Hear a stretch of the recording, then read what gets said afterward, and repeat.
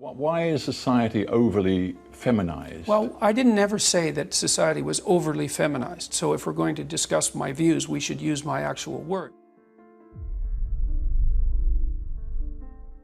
What is the purpose precisely? I am quoting things that you said. Why?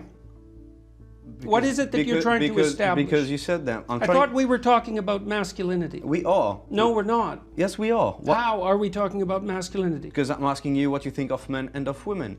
Basically what you've been trying to do, I would say, for the last 15 minutes is put me into a sequence of corners by accusing me of various forms of misbehavior.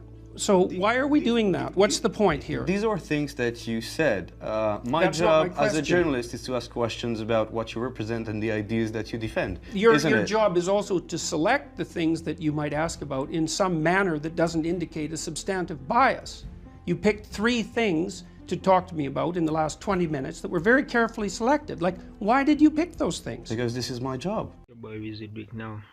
This is very common of these reporters. They try to corner you, try to paint a narrative about anything you said, and that exact statement without the context is used to represent your entire worldview, which is obviously not always the case. Should your right to freedom of speech trump a trans person's right not to be offended? Because in order to be able to think, you have to risk being offensive. I mean, look at the conversation we're having right now. You know, like, you're certainly willing to risk offending me in the pursuit of truth. Why should you have the right to do that? It's been rather uncomfortable. Well, I'm very glad I put you on the spot. Well, I'm very glad that I have exercised my freedom of speech. You get my point. It's like you're doing what you should do, which is digging a bit to see what the hell's going on. So and that is what you should do. But you're exercising your freedom of speech to certainly risk offending me. And that's fine. I think more power to you, as far as I'm concerned. So you haven't sat there and... I'm just trying to work that out. I mean... Ha, gotcha. You have got me, you have got me. Well, this is 100% accurate, because when you think about all the years, all the evolution of human history, what we've got here is due to freedom of speech. If people didn't speak up against all the aggressions and oppressions in the past, we wouldn't be here. Even the feminist movement, which is turning out to be a problem. Freedom of speech. Maybe you just think that women should be equally represented in the decision-making fora of our nation. Maybe that's really just about having proper equality in a body that's meant to be representative. Well, I do believe that women should have... I don't understand your question, I guess. I guess you don't. That's pretty obvious, unfortunately. Well, how about if you phrase it more clearly, instead of just insulting me? Look at it this way. Let's talk about quotas for a minute. So there's a very wide array of jobs that are fundamentally done by men. So, for example, Member of Parliament, 99.9% of sorry, Alex, I'm going to bricklayers. stop sledging you now, I promise. I'm happy to give my minute to Jordan. 99.9% of bricklayers are men. Should we have quotas for women? Is bricklaying representative democracy? That has nothing to do with the question. The question is if there's evidence of structural inequality and oppression because women aren't precisely represented at 50% in all professions at all levels, then why don't we have a conversation about having women represented in all professions at all levels? Why do we talk about the C-suite, for example? Why do we talk about politics and positions of power? Why don't we talk about it across the board? Well, this is true. Women are fighting for representation only in the power positions, but what about representation in bricklaying, Alaskan fishing, all those manual labor jobs which women are not lining up to do? If they want equal representation on all fronts, they have to even consider those jobs which they might deem stressful, more stressful, or not physically straining, but they are not. Well, that's my idea of the patriarchy, which is a system of male dominance of society. Yeah, but that's not my sense of the patriarchy. So what's yours? Well, in what sense is our society male-dominated? The fact that the vast majority of wealth is owned by men, the vast majority of capital is owned by men. Women do more unpaid labour. Very tiny proportion of men, and a huge proportion of people who are seriously disaffected are men. Most people in prison are men. Most people who are on the street are men. Most victims of violent crime are men. Most people who commit suicide are men. Most people who die in wars are men. People who do worse in school are men. It's like, where's the dominance here precisely? What you're doing is you're taking a tiny substrata of hyper-successful men and using that to represent the entire structure of Western society. There's nothing about that that's vaguely appropriate. But I could say equally well that most rape victims are women. You know, terrible things happen to people of both sexes. And you could say that with perfect utility, but that doesn't provide any evidence for the existence of a male-dominated patriarchy. Well, it just means that terrible things happen to both genders, which they certainly do. But there are almost no women who rape men, for example. So that is an asymmetry there in sexual violence. Well, yes, there's an asymmetry in all sorts of places, but that doesn't mean that Western culture is a male-dominated patriarchy. The fact that there are asymmetries has nothing to do with your basic argument. Well, first and foremost, when you look at most of the species across the board in evolution and nature, the male are the more dominant. If it was only due to oppression of men that they are more dominant in society today or before, then women, there would have been totally matriarchies which existed before, which are known, but none are known of. Now, the fact that they say men are oppressing women, that's false, because men have always been thrown under the bus to protect the women. So who's being oppressed? I want to know, what is your answer to young people for some of the really big problems facing humanity, like the climate catastrophe, like economic crisis, like the precarious job market? Because I just don't, like, you talk all this much about individual responsibility. Most of us are never going to be able to afford to have all of these assets to have responsibility over. So what is your advice beyond banal comments like clean your room? Well, it's actually rather difficult to answer a question that ends with your comments are banal politely.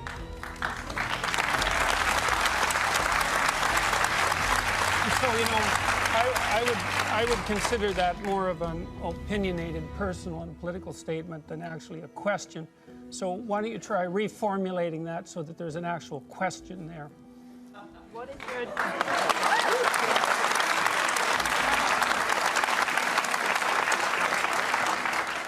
So what is your advice to young people when you talk about you need to be individually responsible, but when there are things that are so far out of our control, like climate catastrophe, like the precarious job economy, like the They're not economic as far crisis, out of your control as you think. What is your answer Do you to think people that who you're are worse facing off these than questions? Do you think that you're worse off than your grandparents? I think there are different challenges. Do you think you're worse off than your grandparents?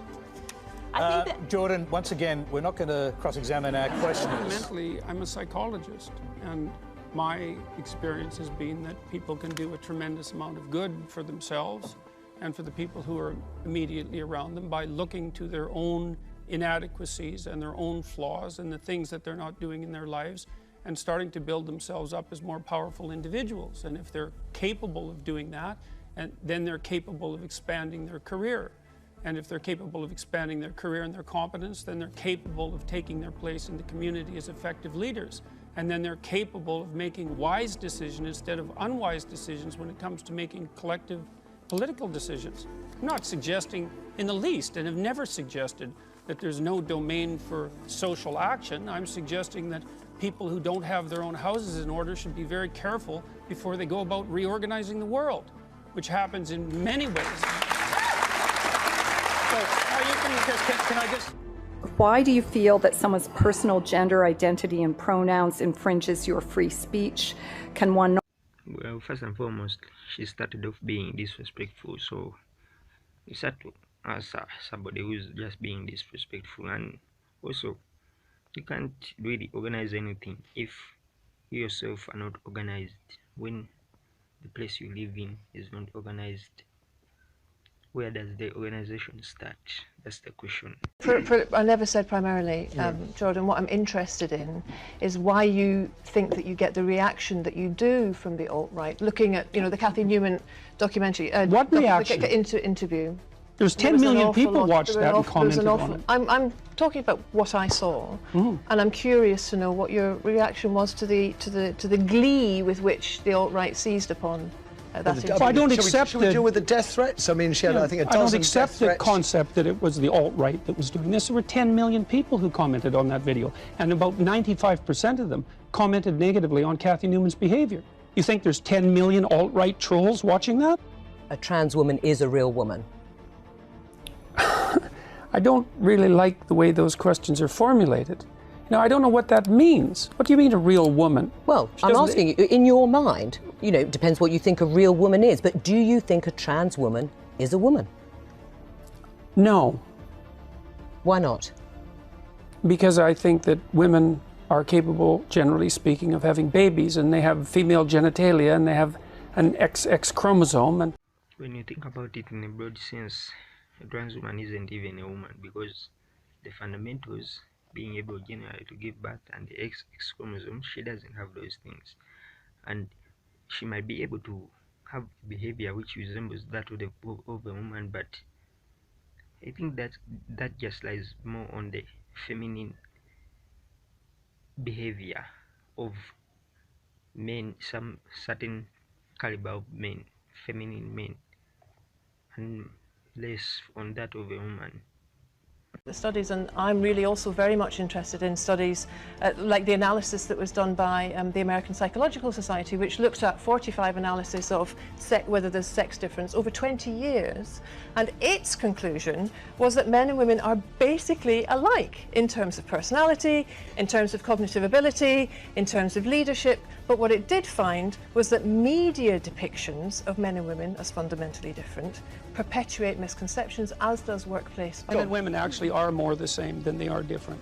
But the issue is that small differences at the population level can turn into very large differences at the extreme. So, for example, men and women are broadly similar with regards to aggression, although men tilt a little bit more towards aggression. So that if you picked a random person out of the population, male and female, and you guessed that the male was more aggressive, you'd be right 60% of the time. But if you take the 1 in 100 most aggressive people, they're all male, and that's why the overwhelming proportion of people who are in prisons are male. Now, do you want to equalize that, just out of curiosity? What about bricklayers? They're 99% male, and we've got about 3/4 of the population now in universities in the humanities and social sciences are female. Yeah. Are we going to equalize that? And men work longer hours, they work more dangerous jobs, they're more likely to move, they're more likely to work outside, they're more likely to participate in jobs in the STEM fields that are scalable, they make more money for those reasons, and that's all hidden under the idea that the reason that men and women make different amounts of money is because of their gender. It's a very simplistic analysis.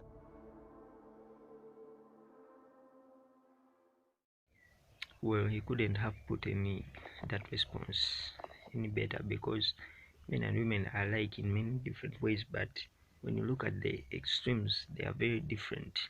Men lie more on the aggressive side. That's why women are in jail, and of course they are physically stronger, which means they will participate more in the jobs which require a lot of physical strength than the women. The women want to argue for the office jobs, and it is what it is. So we shouldn't try to make it seem like things are equal on all boards. It's not just the media, it's biology that depicts all this. Subscribe.